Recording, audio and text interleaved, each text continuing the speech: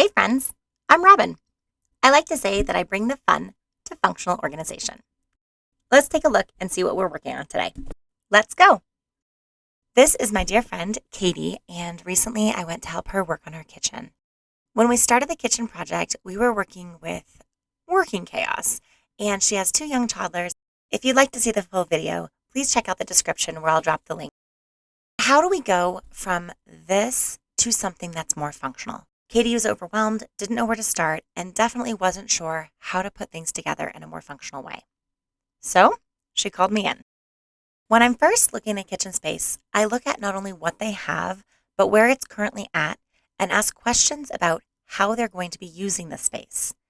In this specific area, they've got young kids and they needed things to be quick and easy to put away, as well as super functional, especially when things get really busy. The first thing I noticed about Katie's kitchen is that things were kind of askew. Nothing really had a home, and therefore it was much harder to put things away. So that's where we started. Friends, put on your detective cap because we are about to solve a mystery. How do you know what to put where in the kitchen? I first noticed where the dishwasher is located and try to put the silverware and dishes in the near vicinity. Before we started this project, this left photo is what it looked like. We had a lot of things going on in this cabinet, and there was a lot of stuff stacked in there. When I'm looking at this cabinet, the things that I think about to help make a space more functional are these. The first is what's actually being stored in this cabinet and what might be a better space for some of these items. I don't always have all the answers from the get-go, but I do have ideas of what maybe doesn't belong here. Starting on the top shelf, there's a lot of Tupperware or storage items for food and leftovers.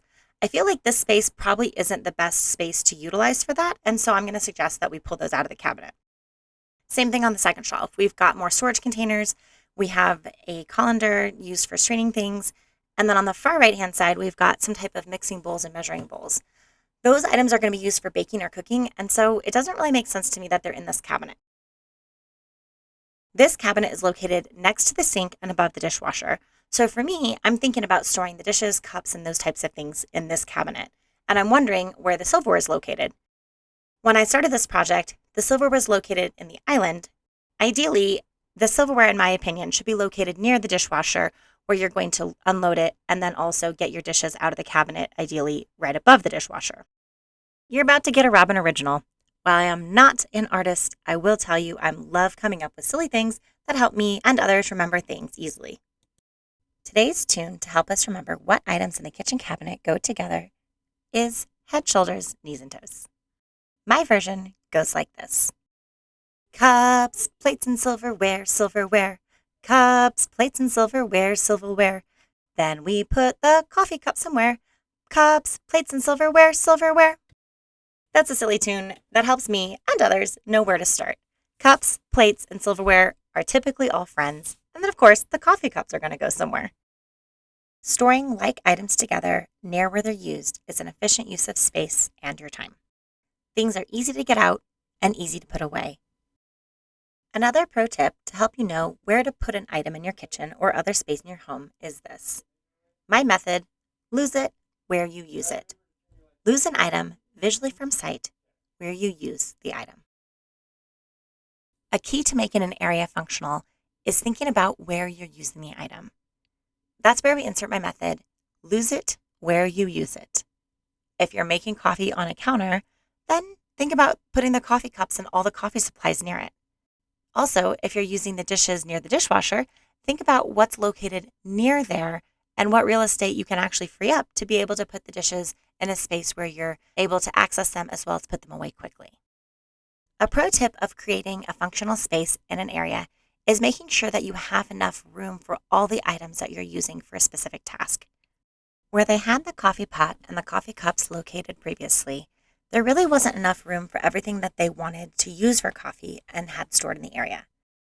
Before, the coffee pot was in the corner and the coffee cups were in a cabinet stacked and not in a really functional or usable way.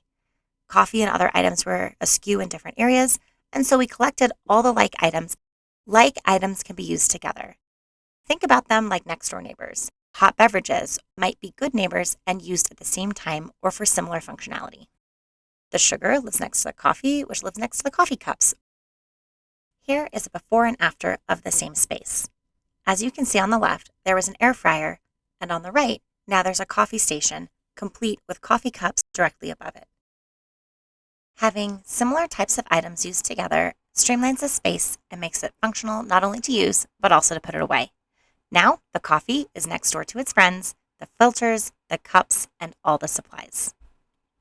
And other hot beverage items are not far away and easy to take down from a basket and to tuck back away when done. Now, all items used for a similar type of task are in the near vicinity. And back to my method of lose it where you use it, losing the dishes visually from sight where I'm using them. Now that we've talked about what items might best be stored in this cabinet, let's talk about how I decided how and where to put what. One of the first questions I always ask is, how frequently is this item used? If it's used daily or weekly, we need access to it pretty quickly without having to get on stools if we can avoid it. It's much easier to get in and out of a cabinet as well as put things away if you're able to access it by just standing in front of it without having to get a stool to reach it. Also, if an adult or somebody taller is reaching it, it's much easier to tuck it up on a top shelf or put it in a basket that can be easily accessed and pulled down. Let's talk about the shelves. You'll notice that the shelves are located in different places than they are in the after photo. In the before photo, you'll notice there's no shelf risers, and they did their best to use this space efficiently, but also they were very frustrated because often things did not get fully put away and there wasn't a home for everything. In the after photo, you'll notice that we moved the bottom shelf down, we added a shelf riser, and then we moved the top shelf up. In order to move the shelves up or down in the cabinet, you're going to have to take out the plastic pegs that are in there. Some cabinets, you might get lucky and already have a metal peg that holds the shelf up. But if you're like what these cabinets were, there's going to be a little plastic bracket peg thing. The shelf has 5 different plastic holders that are holding the shelf up, in which you have to coordinate using maybe like a butter knife or a screwdriver to be able to flatten the top of it out, to be able to release it, and then to be able to push it up. This, my friends, is probably the most frustrating part of any cabinet reorganization job because it's really honestly kind of a workout. Now remember that in the middle between the two cabinets, there's probably also a little shelf peg that holds it in place. So you kind of have to figure out which side you're going to start on. Let's just say, for example, the left side. So you pop out the little plastic holder that's holding it in place. So you pop the first one out and then the second one out. And then in the middle, you have to also time it so that you're getting that middle one out at the same time that you're popping that shelf out. Once you do that, you are golden. You have those annoying plastic shelf holders out and you can replace them with some metal ones that are a little easier to move. So if you're moving the shelf up and down while you're playing with how much space you need, it does make the job quite a bit easier. When you're starting some type of kitchen cabinet project, I always recommend going to your local hardware store, Walmart, Lowe's, Home Depot, Target, something like that, to get those little metal pegs that you can often find in the home section. The metal pegs, I recommend getting a variety pack or possibly the longer ones. I think they're 5mm and they're like a little metal rod because a lot of times shelves sometimes have gapping in them and you don't want the shelf falling out on you. Now that that's out of the way, we got to figure out what is going to go where. I always recommend on the first shelf you decide if you want to move the shelf down to the lowest possible spot where the pegs can hold it. Often these shelves have one right in the middle between where the doors are so that the weight of the shelf can be supported right in the middle. So for example, you have a low spot for where that peg can go to hold the weight in the middle of the shelf. That's really important because if there's heavier items on that first shelf, you want to make sure that the weight isn't too much and the shelf is going to be stable and secure in that space so it's not falling. In this space, we did that. We put the middle peg that's holding up the middle of the shelf on the lowest setting, and then we added the other shelf supporters in that space. For this project, I didn't have those fancy little metal rods that I just told you about, so I had to deal with the annoying plastic ones, but it still worked in the space, and I learned my lesson for future projects. On the second shelf here, we decided that we were going to put all the plastic sippy cups and bottles and straws and lids in those little white baskets that are located on the second shelf. We kind of played around with if we wanted everything to go in one basket or a couple different types of baskets, but because they have kids at different ages, they really wanted to have some different things in different spaces. And so we decided to section them out so that they could grab one basket or the other to just toss all the supplies in and then tuck them up on the shelf, and it made putting things away really easy and also very tidy. Part of this process is getting really consistent with yourself and knowing exactly what you're using and what you're not. If you're not using it, lose it. This is where we apply my method. If you don't use it, lose it. Let go of things that you're not using. Somebody else will really appreciate them, and you never know. They might find a new favorite mug that you loved so much and have now given to a new home. On the second shelf, I have two separate shelf risers. They are from Target, and a variety of stores carry these types of units. The only thing that I recommend is just to make sure that you know what the width of your shelf is, I guess the depth and the width, because you need to know if it's going to fit in your space. The ones that I primarily work with often are from Target or from Walmart, and they're really great because often they fit in a kitchen cabinet well. If you have a cabinet with relatively narrow openings, the ones that I also recommend are from Walmart, and they are really great because they're narrow, but also a perfect size for this type of cabinet. Because I was only going to one store for this job and she lived out of town, it was important for me to be able to go to just one stop and then return everything that we didn't use after the job was done. If you're an RVer trying to find the perfect fit for the perfect space, make sure to reach out to me so that I can give you some direction on what might save you quite a bit of time and energy and some money by just finding one that's going to work really well in your space. Over the years of moving, whether I was in an RV or moving across the country, I did a lot of product shopping. And so if I can save you a little bit of time and money, I am more than happy to do that. So just make sure to reach out and shoot me a message. You can reach me on my website, bgbarnstormer.com, or schedule a free 15-minute consult. How did we figure out what we were going to put on what shelf? We knew that we wanted the coffee cups to be close to the coffee, and so we decided that on the left-hand side was going to be where the cups are located. Now, when you open that left-hand side of the cabinet, you've got everything cup-related, whether you're doing drinks or hot beverages, you've got stuff for everything on that side. The only caveat is on the top shelf, we have water bottles that are on the top right, and on the top left are more like to-go type cups. And because those are not used as frequently, we decided that that would work really well, and then they would be up and out of the way, and depending on what the purpose or what the occasion was, they could just grab out whatever they needed. We decided to put all of the dishes on the right-hand side on the first couple of shelves.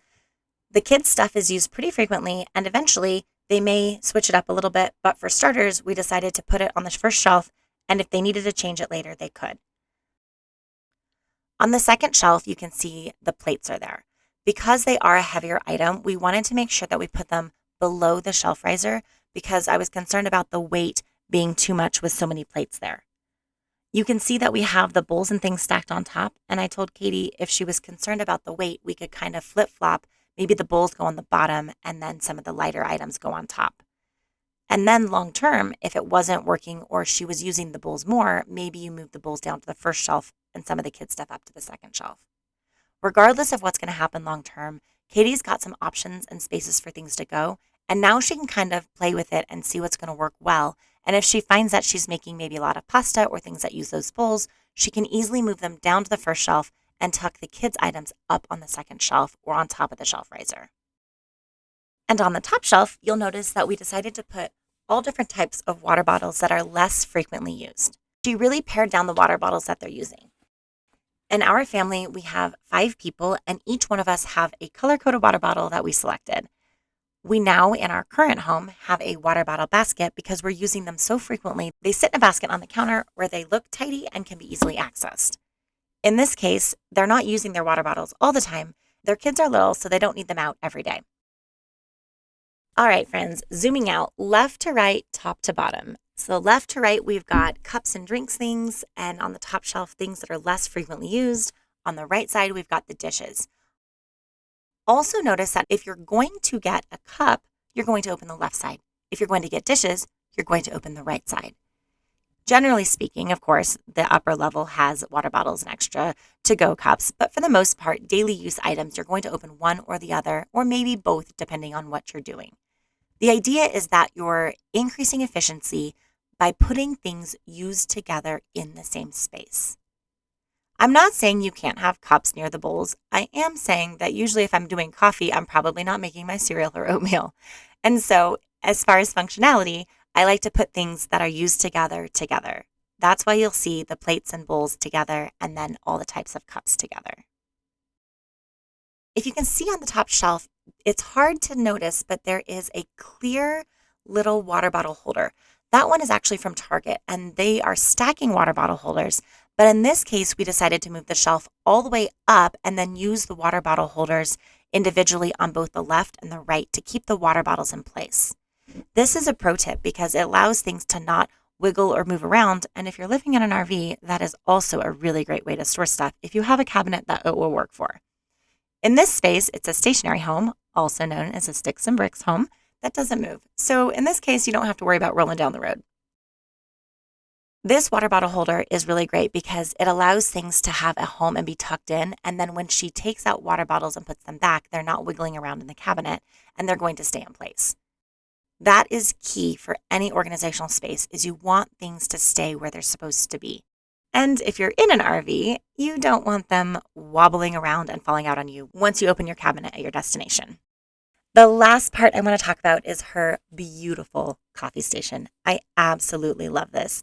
When I was putting this together, I noticed that all of the coffee items were located in some different spaces.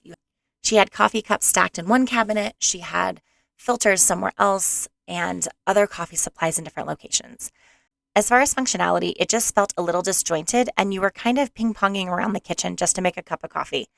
And I'm going to be honest with you, first thing in the morning, I am not always super with it. And so it's more efficient to have everything together so you can increase efficiency while doing whatever the task at hand is. And in the morning, when I am a sleepy Robin, I am not always thinking about all the things. And it is sometimes hard to remember where things are located. So having them in one space makes it much easier. All the items located in the coffee station area make their mornings and evenings easier because everything that they need is right where they're using it. Again, with my method, lose it where you use it, making the functionality easier as well as streamlines the space. The coffee station shelves are from Target, and they're called a tiered vanity shelf.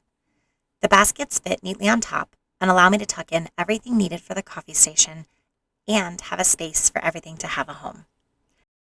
Now everything is neat and tidy, as well as easy to access and put away. Having a streamlined space is also visually calm because it takes away the visual overwhelm of a space. I hope this video has helped you improve your space or at least give you ideas for an area that might not be working well for you right now. I'd love to have you drop a comment. Let me know anything that was your favorite, a pro tip that you really appreciated, or if you have an idea that you'd like to share. I'm always open ears and I love to collaborate and hear ideas that I maybe haven't thought of yet. Thanks for coming today. Thanks for being you. And thanks for working with me as I work to make every space a little bit more functional. I'd also like to give a shout out to Katie and tell her thank you so much for letting me into her kitchen and allowing me to do what I love to do, which is creating functional organization, especially for a busy family. If you have not yet watched Katie's full video, make sure to check that out and make sure to stay tuned for future content. If you haven't yet subscribed, make sure to hit that button so you can catch the next video as soon as it comes out. If you'd like to schedule a free 15-minute consult, check out my website, bgbarnstormer.com for details. We'll see you next time.